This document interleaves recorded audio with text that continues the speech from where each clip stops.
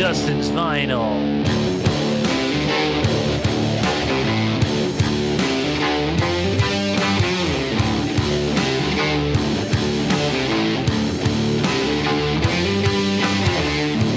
Here's your host, Dustin Chafin. Yeah, Anthony Kapfer on the axe. You did a little different this time. You did Dustin's Vinyl up top, and then you did a riff, and then, I like it. You mix it up. I got to keep it fresh. Yeah, you do. I think you just forgot. You just did it backward. I'll do it different next week. You just got confused. I don't know. That's, we all have that brain. We're just like, everything's backwards all the time. Let me get a little energy here with my Rockstar drink for a Rockstar show. Yes. How does it taste? Horrible. It's like antifreeze and Red Bull had a baby. That's rock and roll. Oh, I want to throw up. We'll throw up in the mouth. This is fun. This is the death episode. I love it. Yeah. Everybody, you can only talk about people that have died.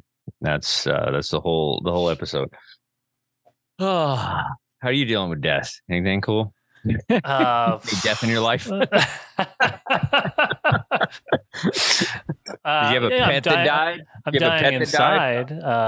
Dying a little inside every day. Dying inside every day? Yeah. Well, you chose this, you chose this life of being a gypsy guitar comedy guy. Yeah. It takes you down a little bit. It is weird though, the whole thing of death. You know what I mean? I don't understand it. Like, we work so hard for all these things, and then it's just like, just to be sad and make somebody else. That's really all it is. You make friends, you have family, just whatever. You're just surrounded by. They all die. Everybody. Yeah. And if they don't, then you're the one that dies. That's true. Or you're just sad because they died. Yeah. Yeah. It's just great. It's going to be that kind of episode. Miserable the entire episode. But we are alive right now. We are. Or sort of. Are we? We don't know. We're in another universe. I don't know if we're alive or not. This is going to be a weird one, guys. I just woke up from a nap, so I don't know what I'm saying, if any of it makes sense. But yeah, we're here doing some stuff. You have a good week. We hung out. We hung out in real life. Show together again, which is great. We had tacos at our favorite spot. We can't tell people because then it'll be everybody's favorite spot. That's true. We can't. Secret, undisclosed secret Mexican taco spot. joint. Yeah. Yes, we don't tell people. Love it. But it's always weird seeing you in person. So, you actually have legs. That's nice. I say that you're the only one we actually see your legs. I don't even know. That doesn't make sense. It's not even funny. It'll only be funny if I said it to Jeff or anybody else. But we always see your legs. So that's a Zoom joke that doesn't work for you. I got two camera angles so that I can incorporate the legs. That's how hacky I am. Oh, I have paint. I was painting furniture on my shirt. Oh, one time, nice. It's so funny when you try to do a joke and then you just want to do the joke, but the joke doesn't fit for what you're doing. I remember one time Lisa Lampanelli, comedian, notorious for doing race jokes. And I remember she was doing a show one time, and she was doing a black joke, and she always did it to a black guy, but there was no black person in the room, but she was still doing the joke. She's like, you know what I mean, black guy? And we were like, where's the looking around? There's no black guy. And she's like, you know what they say, once you go black, we're like, there's no black guy. You can't do the joke. At least. Say you're going to be my black guy to some white guy or something, but it was just so funny. All right, speaking of black guys. Yes, that's an easy fix. You look at the most ethnic person and you go, well, you're in this room, you're the black guy. Yeah, you look unemployed, and then you just go after the guy. Hey, all right, let's bring Black people have jobs. We know they do. They run everything. ComedyHub does not support any of these ideas that I might just blurt out. Oh, whoa, Adam came before I introduced him. Look at that. Nobody's waiting for you. Jeffrey Paul. Jay's like, get him in quick. He's going racial. Get him in. Jeff got excited because you started saying racist stuff. I know. I'm jealous. Revved up. Dustin, Anthony, Adam, you guys all look really good.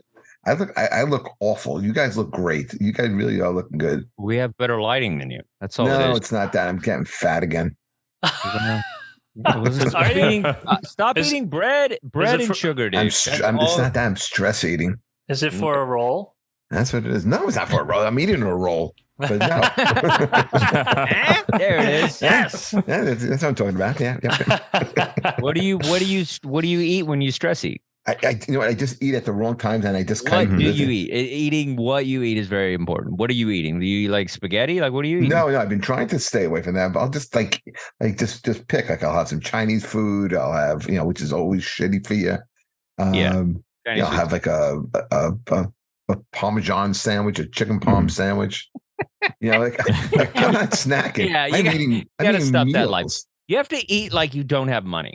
That's the problem. You're right. You have to eat like you're broke and you're just you're eating too. Like that's the thing when you start, when you're comfortable, you just, I'll just order this and then you eat it. You gotta gotta rein it in a little and don't eat bread, dude. Bread takes you down. Bread and sugar, obviously. Keep the sugar intake down. Yeah. I mean, I lost like 10 pounds and it's like, cause I just stopped eating sugar and I stopped eating bread. And like when I have a burger, I have a protein wrap, but they wrap it in lettuce and it's just as good. Cheeseburger, and it's fine. You don't need the bread like you think you do. I agree, man. I know. And that's the sad thing. I know what I'm supposed to do. Bread is so delicious, though. It is. Bread is so good. Garlic bread, just... But Anthony, you could eat like 15 pizzas and you're not gaining an ounce. But most of us. Well, I don't eat a lot of sugar, and I don't drink anything that has. But you've sugar always in been it. skinny, and it doesn't. It also, it also doesn't hurt or it doesn't help when you're married to the most Italian person on the planet, and everything is good and it's always available. And I'm going to Italy at the end of the summer. Yeah. She's trying to kill you, Game Jeff. over. You know that. That's what she's trying to do. Game over. She's trying to get rid of you. She needs her space. You got a life insurance policy, or She's like, I have another chicken parm, huh? Jeff? That's what she's doing, dude. She's taking you down one Parmesan at a time. No, we're going to do another death episode. It's going to be all about you. Thank you. You should have played at the top of the show. Do you remember the song "All the People That Died" by the Jim Carroll Band? Yes. I should have learned it. Oh man, that's a good. I love that song. Missed opportunity. Totally missed it. What's that song? I don't know that song. You have to. Did you ever see the movie or read the book, The Basketball Diaries? Yes. Okay. Jim Carroll. Jim Carroll. Horrible movie. The book is amazing. I Book's remember a reading it song. as a kid. I read the book. great. The movie's terrible. Leonardo DiCaprio was not good in that movie. He didn't even because Jim Carroll was a great basketball player. You watch those scenes. Leonardo can barely dribble a basketball. Like it's embarrassing. It's like he doesn't know how to dribble. Like that was part of Jim Carroll. He could hoop, and then it's anyway. That bothered me in the movie. I don't know if that bothered anybody else, but. When I didn't see actors aren't athletic and they're in athletic roles and they're not good at that bothers me. Yeah. I mean, sometimes it works, any given Sunday you bought most of those guys or, white men can't jump. Could catch a ball. Yeah. Right? Woody Harrelson and Wesley Snipes both look like they can play. I don't know. I didn't buy oh, come on. I love that movie. Yeah, I don't know Wesley Snipes either. He's like 4'5", man. Like I don't think he can play basketball. I think he was just a popular black guy at the time. So they, like Michael B. Jordan, that's an athlete. But some of these actors, they're not. I mean, he's this big. Wesley Snipes. Wow, actual size. The actual size. He's this big. He's smaller than Kevin. What were you painting? Coffee table. I just be painting. nothing exciting. Just a white coffee table. Keep it exciting. Woo! All right. Yeah. Wesley Snipes is small. That's what we're doing today. Yeah, and he didn't pay his taxes. He got trouble. Yeah. All right. So what are we gonna do today? We'll do. First of all, there's some birthdays, and then there's death. There's one guy, Prince. His birthday, and he's dead. We love Prince. It's his birthday today? Today, yeah. Yeah. Oh, wow. Prince. And guess who shares a birthday, but not dead? Tom Jones. Oh, 83, wow. right? Birthday, not dead. I like Tom Jones. He's fun. It's like, that's the way you're supposed to age out. You know what I mean? Too old to be wearing leather pants. just still singing in lounges, and I don't know. I think he's great. That's what I want to do. Summer. Wow, how old is that dude? It's got to be close to 90. 83. Oh, that's not too bad. Tom Jones, 83. Wow. Think he still bangs? Yes. That's crazy. I would have thought he was older, because I remember he had like a kind of 90s revival. And I feel like it was in his 80s in the 90s. But then he would have only been in his 50s. He looked like an old man. Remember, he did a revival of Kiss. He did the song with Art of Noise. He did. That was popular, yeah. So, I think you look back though, and you see people when we were younger, and then we thought they were really old, and they were like 52, and you're just like so depressing. Like Cocoon, like what's his head was 49. 49. He was 49, dude. Mm-hmm. And you think he's like 70 in that movie.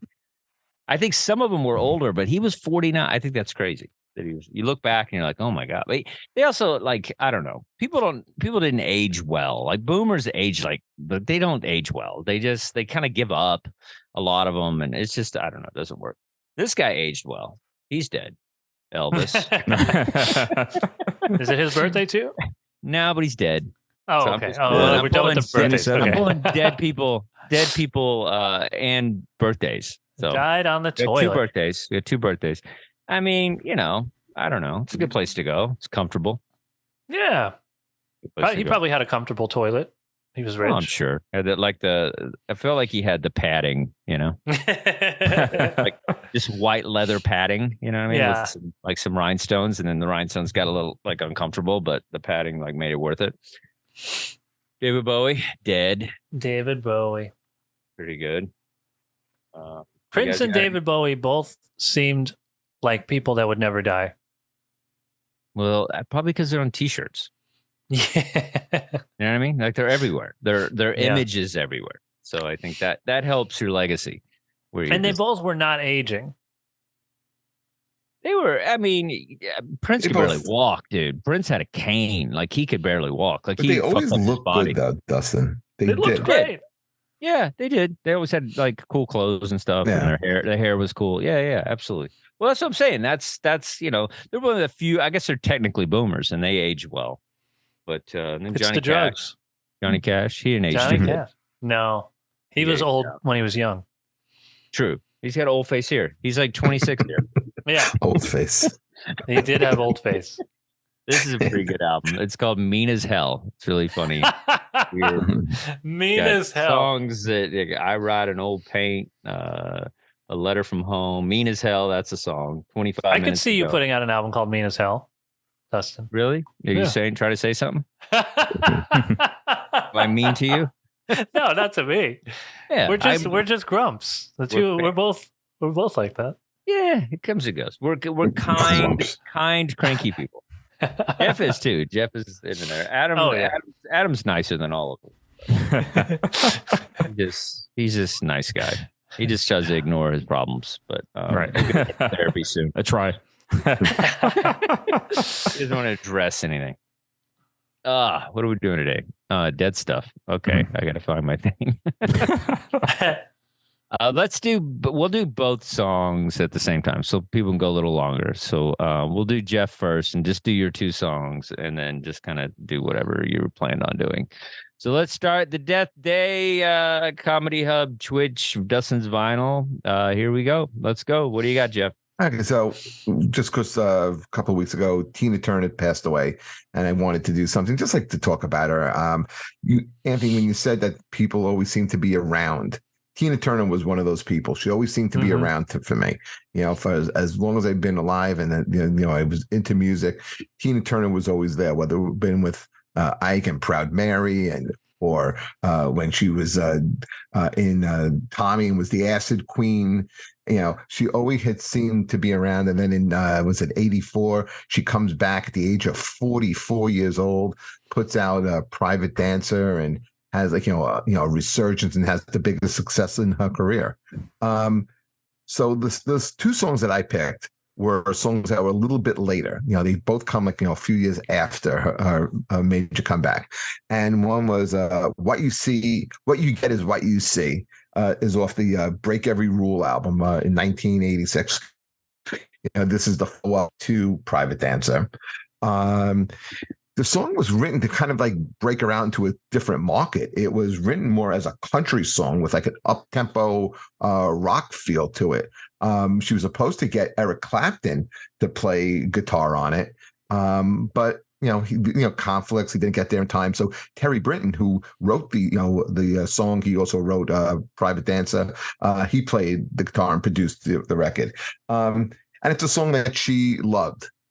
She had stated this in several different interviews and articles, and I really like it because it just showed a different side of her. I think with the two songs that I picked, the thing about Tina Turner was she was always herself. In the second song that I picked is like I Don't Want to Fight. She kind of mellows a little bit, but she's still soulful. She still has that heart. This, none of this. She didn't put out like this trife stuff. She didn't put out anything that like I don't think like she connected to. Like I Don't Want to Fight was written by Lulu. She wrote the song and performed To Sir With Love. And I Don't Want to Fight was originally supposed to be a Sade song, and Sade passed on it, and Tina took it and made it her own.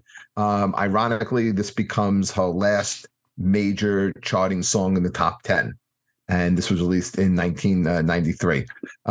But you could hear her voices again.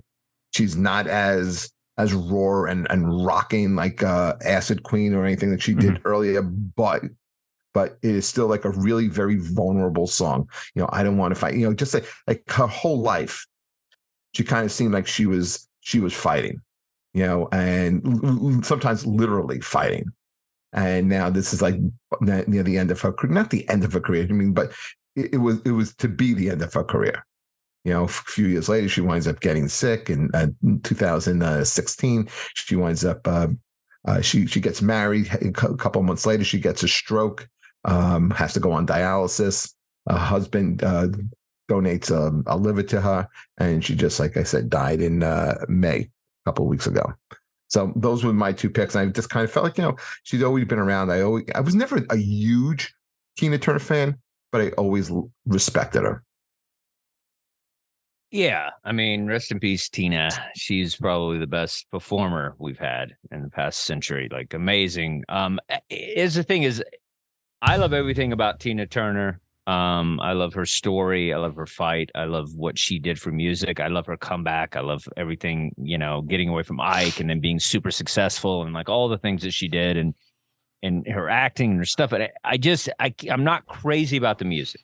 I feel like if I was a middle-aged divorcee, I might enjoy Tina Turner a little bit more. I feel like she was kind of an anthem for like a lot of women, really, when she came back and like what's love got to do with it and all that stuff. And simply the best, I think, is probably one of my more favorite songs. I think it's just kind of a catchy, fun song. But I don't want to be a jerk, but I kind of like the Ike Tina stuff. That's the old stuff that I like. Proud Mary and all that stuff when she was kind of like, I don't know. I just like the instrumentals of it, where I feel like the 80s, Tina was really that music of the 80s. And so I feel like it kind of got caught up with that synthy, kind of like polished, kind of poppy MTV sound, which I would love to hear Tina with like a more soulful, like bluesy, acoustic, something unplugged. Like I would love to hear, I wish Tina had done some more experimental stuff. Like even if like, just even like Adele's band or something, like some sort of like a different sound with Tina's voice, I would have appreciated. I wish she would have gone out like that. Like whereas Johnny and some of the other Johnny Cash and stuff, where they experimented with other producers and stuff, and you got to hear their music with a different sound. That would have been cool to hear with Tina. But I mean, but nobody's more of an entertainer. She was like the female James Brown. Like she would just crush it and dance around, and she was like phenomenal. Best legs in the biz. She did cover Al Green, and she did a really good version of "Let's Spend the Night Together" with Jagger. In fact, when she died, Jagger even said some words about her, and she opened the Stones tour in '81. You know, but you know, she did get out there. But I mean, you're right about her music in the '80s and '90s. It was very much of the time. It is very, very synth. I don't put that on her. I put it more on the producer. But it was of the time, and it sold. And you know, she was successful. So but I get what you're saying. No, dude. I'm not taking anything away from her. She's a queen of pop and all that stuff. I just like. You know, but I'm not in my car cranking up Tina Turner. You know what I mean? I'm just like, it's just not something that I respond to. And I don't like a lot of 80s music. I only like the new wave stuff.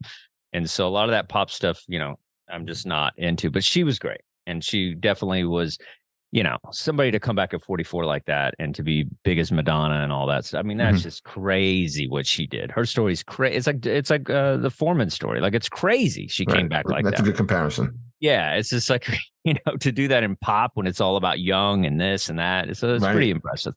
Right. Adam, what do you think about Tina? You know, I have a lot of the same feelings that you do about her. I'm not really that much into her music. It's not my kind of music. I appreciate it. And I mean, Tina Turner for me is more 80s nostalgia than really anything else. I mean, she was just kind of everywhere. But I mean, the one song that I do like is We Don't Need Another Hero from Thunderdome, which I'm sure is kind of maybe one of her cheesier songs, but I don't know, I have a soft spot for it. Yeah, her acting was good. I wish she'd acted more. I thought she was great in that. She was like, just such an icon. I mean, it's like, talk about a legacy, you know, it was great.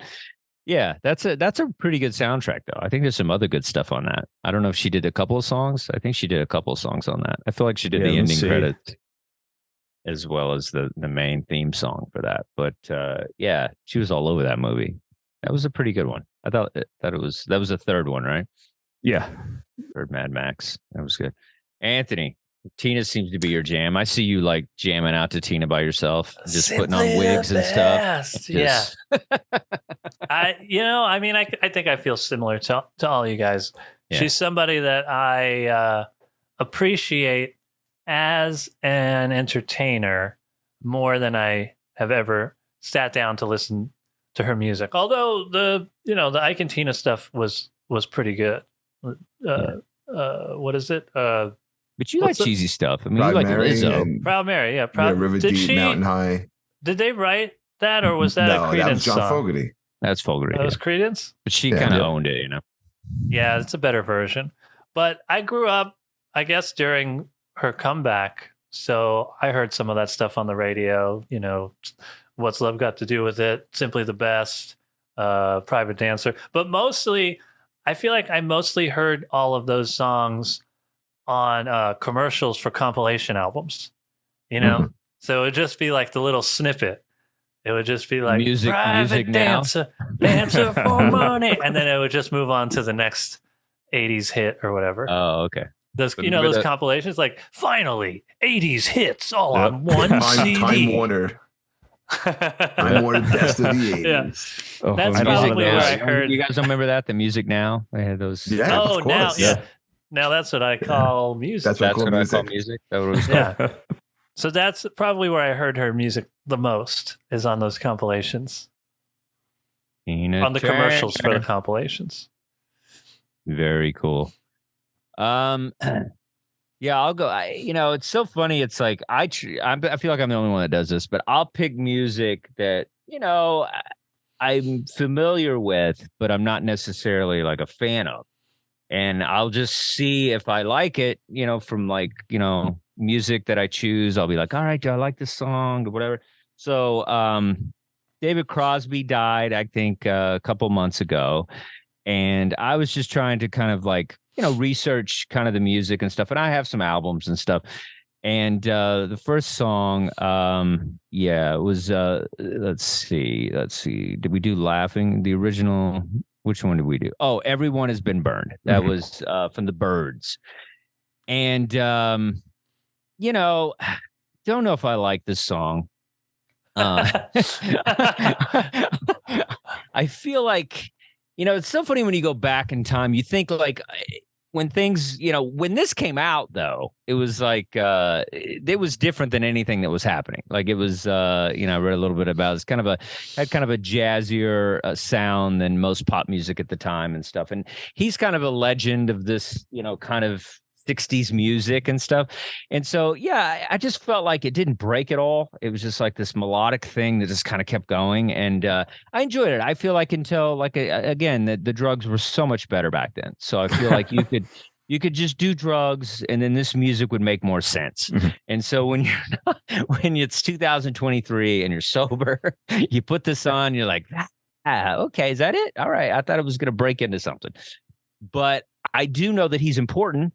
I know that, Crosby, Still, and Nash and the Byrds, and, he's this guy that kind of created, this important sound of the 60s and early 70s. And so he's crucial, he's Springsteen caliber. He's Neil Young caliber, like he's a guy that, kind of like brought us music and probably inspired people to do other great music, and then brought in so many, I think invented the supergroup.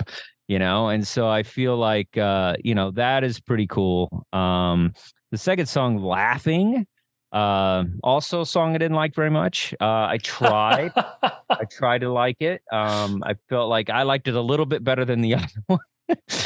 But, this is off David Crosby's solo album. First of all, let's go back to the Byrds. The original Byrds of Roger McGuinn, Gene Clark, David Crosby, Chris Hillman, and Michael Clark. And, that was a great band. I think people talk about the Byrds. I can't get into it. And then Laughing is a track off David Crosby's first solo album. If I can remember my name, that was you could tell he was drinking. So yeah, it's good. And what's cool about this song is he was hanging out with George Harrison. And Harrison was on this Indian kick and guru stuff and the Maharishi Mashi Yogi or whatever. And so, the Beatles went on to do all this meditation with him, and Paul McCartney and John Lennon. They kind of pushed out George Harrison a little bit with his because he was like too much into this Indian stuff and all this guru shit. But I guess Crosby was into it because, again, probably just doing good drugs with George Harrison. So this song is kind of inspired by that because they had a good relationship, and it's called Laughing. So I assume they were laughing and having a good time. So I like this a little bit more. I feel it has a little bit more kind of groove to what I like. But again, it was interesting. Rest in peace, David Crosby. But I couldn't get into it. Now 86 was released in May. What does that mean?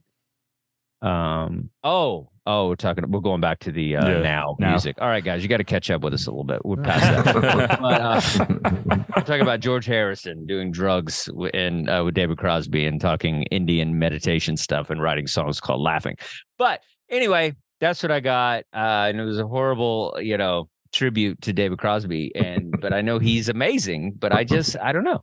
It's just that I'm just being honest. And you guys should try this sometime. Try to pick it out somebody you don't really know much about, and then try to see if you like it. I think that's an interesting concept here. All right, Anthony, what are you, a Crosby guy? I can't tell. You got his facial hair. Well, here's the thing. I didn't know that he was in the Byrds. The Byrds is a band that I obviously have been aware of, but I never really tried to listen to the Byrds. Just not interested for some reason. This song was fine.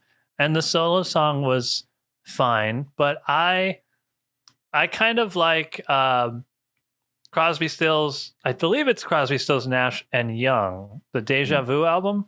That's no Young. I don't think no Young. Oh, okay. Crosby, Stills, and Nash. I found the CD of that album when I was a kid in the street, and that was how I had the CD.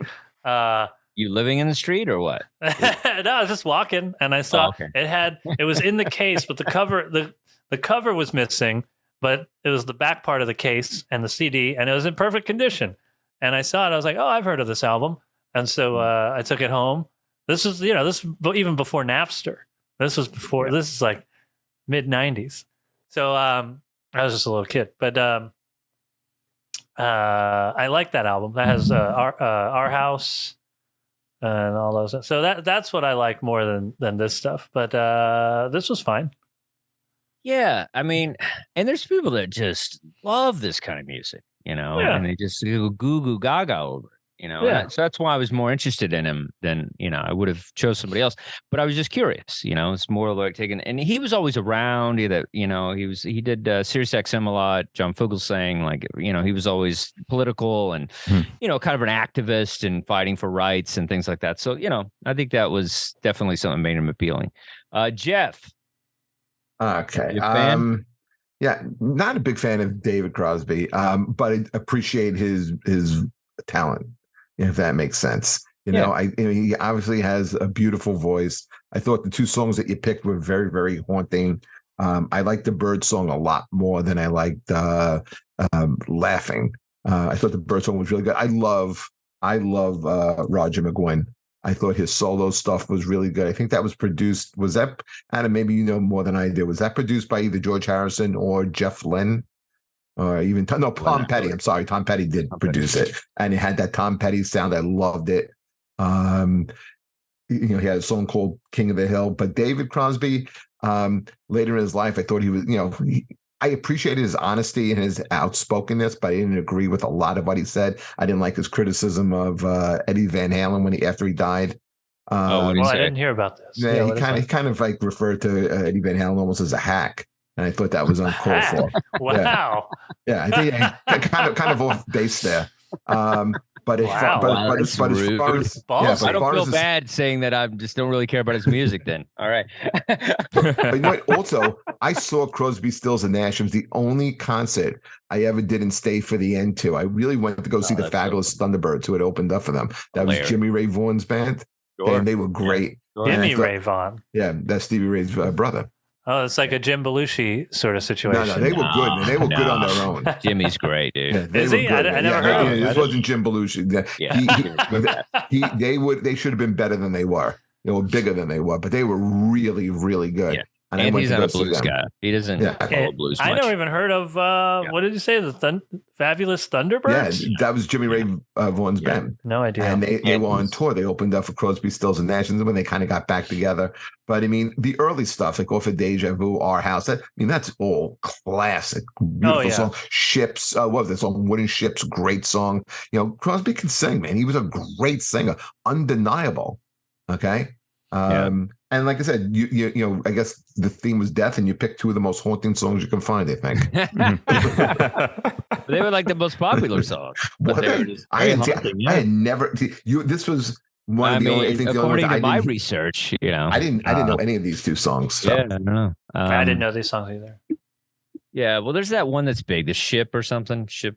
Well, Wooden Ship, but that was Crosby, Stills, Nash. But the two songs that you picked for us to listen to, I didn't know either one of them. Yeah. Well, I didn't either. That's why I picked them. I was trying but it was cool listening to something different. Yeah, it's interesting when you do that. You're just like, okay, let me see.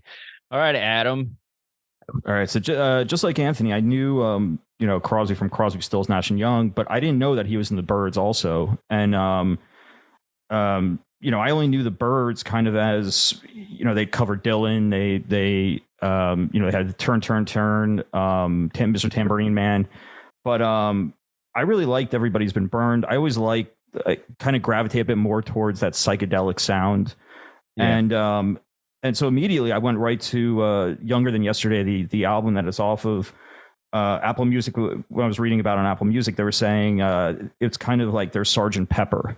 So I was like, oh, this should be pretty interesting. I got through about 2 tracks and shut it off. It was a tough listen. But I do like Everybody's Been Burned. I thought it was good. I liked it more than Laughing. I definitely have to check out more David Crosby stuff. Yeah, that's how it was with the Bee Gees' Sgt. Pepper album. 2 songs. I was like, boy, man! I was just reading about that one too. Rolling Stone had it as one of the worst decisions in music history. Easy. Wow. And Corey Feldman's still alive. Right. We need to do some Corey Feldman talk on the show. We'll get there. We'll get there, Jeff. We'll get there, Jeff. I want to let you just go. So I want that to happen for you. I'm rooting for it. So we'll have to figure out a way to do that. Cool. So let's go, Anthony. All right. Yeah. So I picked this was tough because I had to find something it had to be somebody who died this year. So I sort of did what you were talking about, Dustin, where I picked a band that I was aware of, but didn't get super into until now. So I picked Television. I picked See No Evil and Friction, both songs from the Marquee Moon album, which I'd kind of heard a little bit before, but I didn't pay that much attention. I always kind of just knew they were he's got it on vinyl. There we go.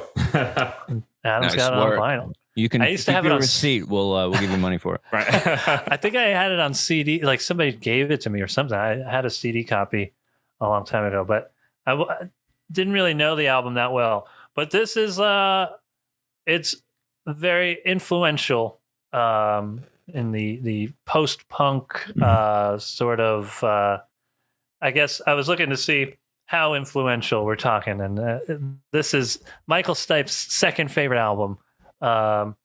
This influenced John Frusciante from the Red Hot Chili Peppers, Echo and the Bunnymen say this is a big influence.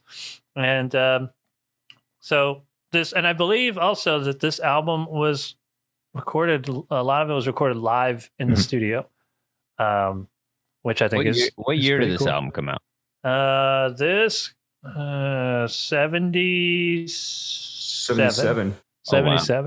So they were like, coming up through the CBGB's New York City kind of scene. So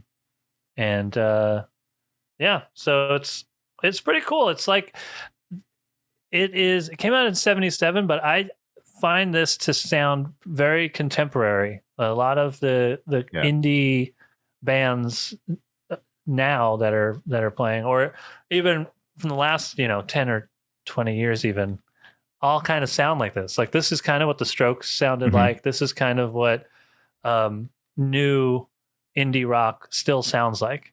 So it's pretty cool. Even though it's 1977, it's pretty timeless what they were doing. Yeah, I out of all the songs that we picked today, these two songs I probably liked the most. This band I liked. I felt like I'm a sucker for like a English mod band. I feel like it's it's very similar. Boomtown Rats kind of sound like it's got a lot of kind of that English sound. That's it didn't strike me as anything that I hadn't heard. I feel like there was an English sound that this sounded like. And I feel like a lot of bands kind of sounded like this then and now, but yeah, I enjoyed it. It was good. I felt like it was, it just didn't, you didn't have to the songs were quick, like it was good. And it just, it wasn't like my song where you're like, oh God, is it going to be over soon? But I feel it was good. It was like just good English, modern, 70s music, I guess, which it is timeless, I feel. Adam, you have the album, so you got to give me a deep perspective on this. So what do you think about this? Yeah. There we go. So Marquee Moon, and every time I got to these songs on the playlist, every time I got to See No Evil and Friction, immediately I would just jump right to Marquee Moon, just play it front to back. It's a perfect album. Tom Verlaine is a. Oh yeah, I forgot to mention he's the one that died. Right. So he was the lead vocalist. The whole band died. That's why you didn't say anything. Freak accident. And so he was Tom Verlaine was the lead vocals and guitarist of Television, and hugely influential. I mean, Anthony talked about some of them, but REM. There would be no REM. There would be no Sonic Youth. There would be no Strokes without Television. Without this album. This is considered one of the greatest debut albums of all time. It's kind of like, in a way, it's like for a New York City album, it's kind of like the Velvet Underground and Nico, where it's so influential, but at the time it was just a commercial failure. I mean, I think they maybe sold 80,000 copies of this when it first came out. That's crazy. But it's for me, this is I'd wanted to get this one for a while. I picked it up, and it's kind of almost like a desert island album for me. I don't know what it is about it, but it's like this, Dark Side of the Moon, Kid A, like those albums I could just put on, listen front to back, and just completely drawn into it. Yeah, Adam, how'd you find this band? Like, how did I don't know. You know what? It was I go through a lot of lists, and this was on a lot of lists of the best albums from the 70s, and it would be up pretty high, and then a lot of it too was a lot of the bands I listened to in the early 2000s would always cite this as one of their influences. When a lot of the, especially in the New York scene, a lot of them say Television or the New York Dolls or a lot of the CBGB bands. And I mean, this is one of the most influential CBGB bands also. Wow. That they kind of push them into, this kind of punk. And it's kind of strange because when you listen to it, it doesn't sound conventionally like punk, but it is. It's kind of the start of this post-punk, but closer to the Clash, probably. Yeah, the Clash is probably the closest to them. Very cool. It's weird that it's considered post-punk, even though it came out in '77, which was pretty much right at the beginning of punk. Right. Yeah, that's kind of on it. Jeff, you seem skeptical about this television. Yeah, I hate this band. What? I hate this band. I hate this record. I hate everything you said, Adam. I really do. Wow. This was really bad. In fact, See No Evil, I thought was redone recently by Ghost. I think Ghost does it better. It sounds better. It has a bigger sound. If I'm going to go with bands of that ilk, of that same time period, I like Elvis Costello better. I like Blondie better. I like the Ramones better. Fine, sure, but only one of these people died this year. Okay? No, but I'm just saying. I'm not telling you this is better than Elvis Costello. The Tom Verlaine and Television, they write no hooks. The only good thing about these songs was short. You listen to Marky Moon. What a memorial episode, guys. I really I picked the short ones. They're not all short. Marky Moon is like 8 minutes long. Yeah. I just thought this band was always so overrated, man. I don't get the connection. Overrated. How are they overrated? I thought they're Jeff doesn't think anything's overrated. They're not overrated. 80,000 is not overrated. But here's the reason why. Because all the critics were like, man, you got to check out the Television. Oh man, the public doesn't know. These are tastemakers trying to force this shit down our throat. Stinks. I'm a little confused by you. I'd rather listen to Kiss, Van Halen, The Cars that all came out around this time. They all came out a year later. Well, this was out before. I love The Cars. The Cars are great. But I am not a fan of this. I am really not. I put this on. I got so mad. I can't believe you got so mad. And I wanted it to be better. I was like, maybe as I'm getting older, I'm mellowing, and I think it was better than Tina Turner. It was definitely not better than Tina Turner. There's no way this was better. It was so much better. It was better than Tina Turner. No, absolutely. And then I had him listen like, this is so typical Anthony. It wasn't Anthony. Oh, it was Anthony. Sorry. This was Anthony. They're the same person. One has the album and one picked it. and then, of course, Adam's got like, because we talked about it, Adam and I. Yeah, we talked about it the other day. He's so excited. He's like, oh, look what I got. I got the Marquee Moon. I'm like, you're so stupid. Where are you getting that Marquee Moon? You're so stupid. I hate it. I just don't understand how you were like making fun of critics in this album, but you were like a music industry suit.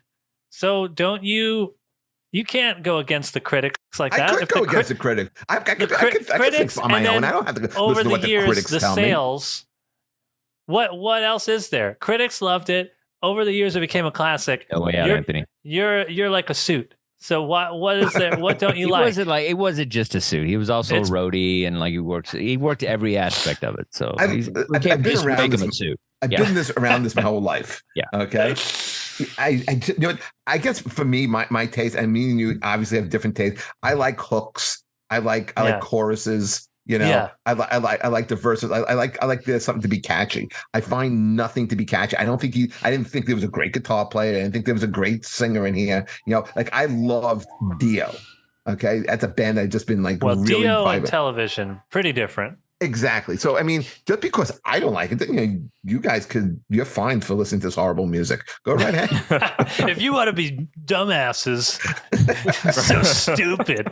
Pep Guitar Anyway, what do you want me to do? You want me to lie about? I really didn't like it. Yes, we want you to lie. God, Whole show is a lie. The show is a lie. Well, good for you hating it. It makes the show spicy. I like it. Wow. All right, Adam, bring us home. Oh, all right. After that, good luck. All right. Well, I did pick an artist that I know Jeff likes. So I went with, and this is actually an artist that I hadn't heard in a very long time. I heard this artist. My father used to be really into folk rock. He would play a lot of Harry Chapin. He would play a lot of James Taylor, Bob Dylan, but he would also play Gordon Lightfoot. And so Gordon Lightfoot was a Canadian singer-songwriter and folk icon. He kind of helped define the folk pop sound of the 60s and 70s. And he became one of the most successful recording artists of the 70s. Kind of learning about him, what I was amazed by was the artists that really kind of embraced him, which, Bob Dylan was a huge fan of his. Elvis covered Early Morning Rain. And these were two I was surprised at. Duran Duran and the Replacements were both huge Gordon Lightfoot fans. And actually, when the Replacements reunited in 2013 for the Slim Songs for Slim reunion EP, they covered Gordon Lightfoot's "I'm Not Saying." So he debuted in '66. His first hit was "If You Could Read My Mind" in 1970. It became his his first commercial breakthrough. And it's a personal song. It's a beautiful song, but it's also like a kind of a grief song, a folky pop song about his deteriorating marriage, his impending divorce. And it's been covered hundreds of times. I mean, probably one of the most, I think it's Barbara Streisand's version is one of the most well-known. Johnny Cash covered it in his later years. Really kind of haunting version too. It's a haunting song in the first thing. Oh yeah. Who sang? Who did that version?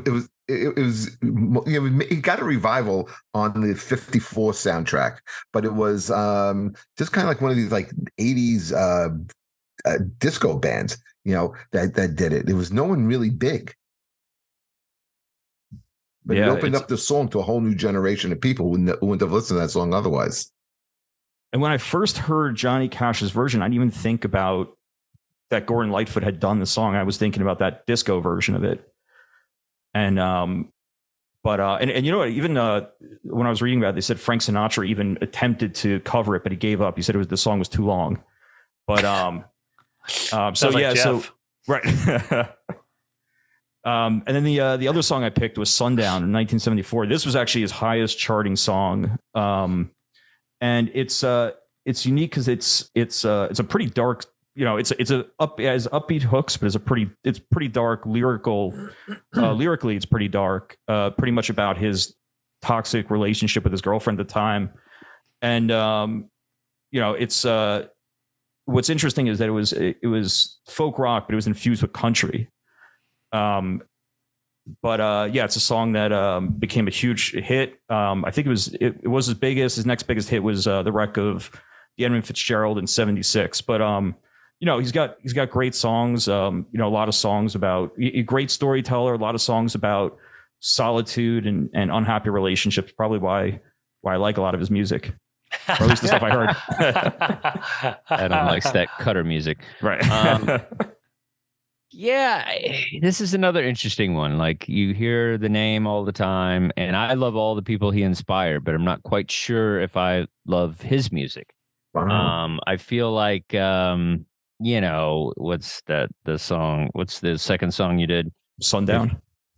That's the popular one, right? Yeah. That's the one that's always on every car trip that you take. They're playing it on some oldies but goodies station. It's good, but I feel that song's great because we've just heard it so long, and it's definitely intricate music and it's good. I don't know. It's another one that I don't know. I think I'd rather listen to Neil Diamond. I think I would rather go some other direction.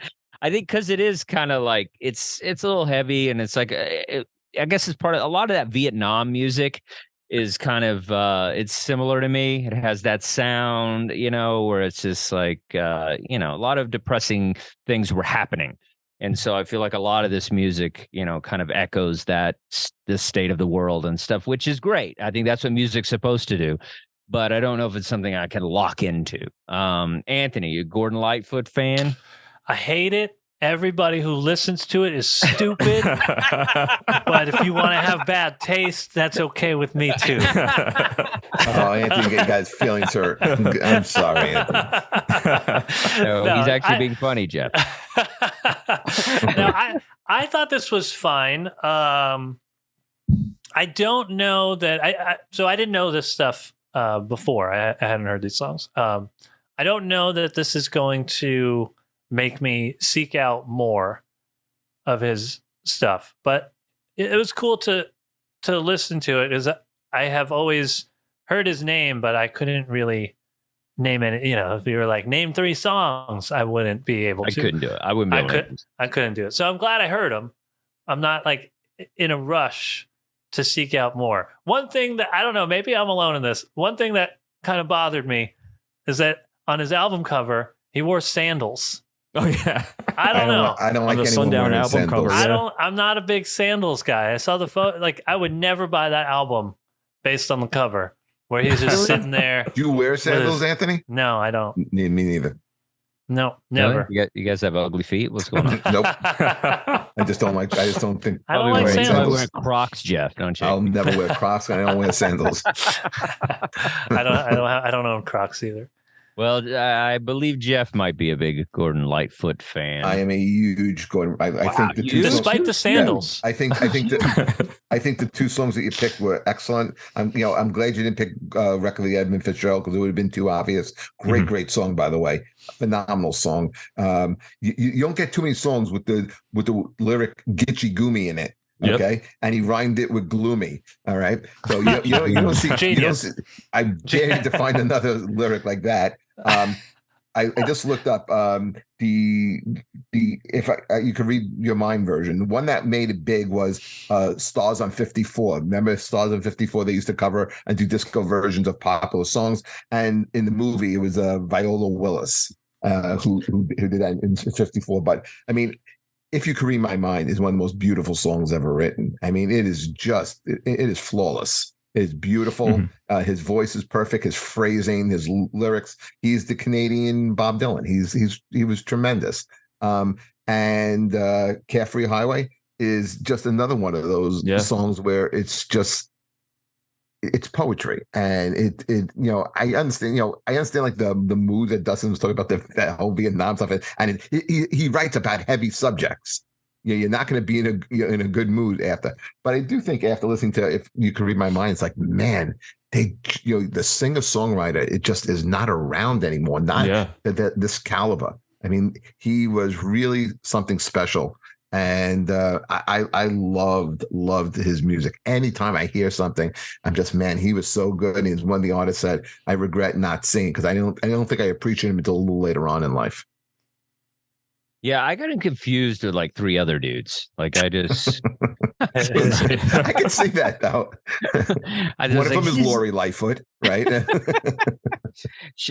What's the one? Levy to the metal. The levee was dry. Oh yes, Don McLean. Don McLean. Yeah, I thought that was like the same guy. That. They have like similar whatever. We only have a few minutes, but I actually I listened to the new Foo Fighters album, but here we are. And you know what? I usually don't like the Foo Fighters. I've shit on the Foo Fighters a lot on this show, and I really like this album. I think this is a very fine Foo Fighters album. So there's tribute to Taylor Hawkins. The last song, Rest, is phenomenal. It's like really melodic, and then it kind of goes into this Queen kind of theatrical thing, because he loved Queen. Under You is a great song, because he was kind of a Beatles nut, so it has kind of a Beatles sound to it. You can see a lot of influence in that. But this whole album, top to bottom, really enjoyed it. I take back a lot of what I've said about the Foo Fighters. I feel like But I do feel they finally got it together. This album is it just feels deeper than their other stuff. And I think it has a lot to do with the fact that, they're kind of doing this tribute to the drummer and stuff. And I feel it adds a little depth to them. And I always felt like they were a little too kind of poppy for me, but I really like this album. Anthony, did you listen to this album at all? Yeah. I used to be a huge Foo Fighters fan. I mean, I still love I think the first 3 albums are perfect. And the next couple, maybe the next 2 or 3 after that, pretty good. But they put out a few stinkers over the last bunch of years. And I think this is probably the best one in at least 10 years. Yeah, it's maybe 15 years. I mean, it's sad. Yeah. It's I like sad. I can tell I can tell Adam likes it because he's a sad guy. Yeah, it's gone through it a few times already. It's almost too much.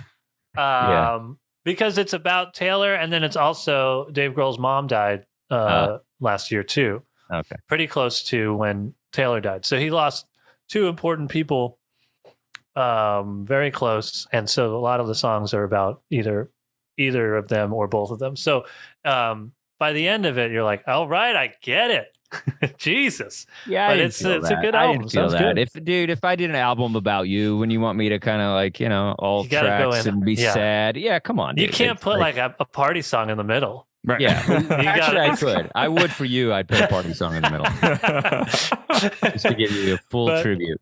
But Adam, it was cool. And Dave Grohl plays the drums on this, which is cool to hear him do. That's great. Adam, what'd you think?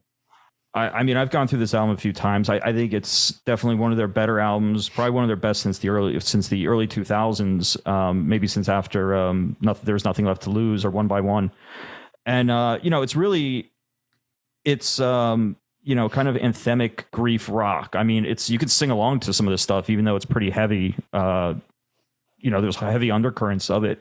Kind of reminds me of Springsteen's The Rising also, which is another album that, was about processing grief, but was made, as an arena rock album. And, the album gets, the album is pretty good, front to back. And what's really interesting is the song The Teacher, which is about his mother. But it's something that's very different from what the Foo Fighters did. I think the song's almost 10 minutes long or so. And yes, it's, I mean, this is a great album. I hope, right now it's one of my favorites.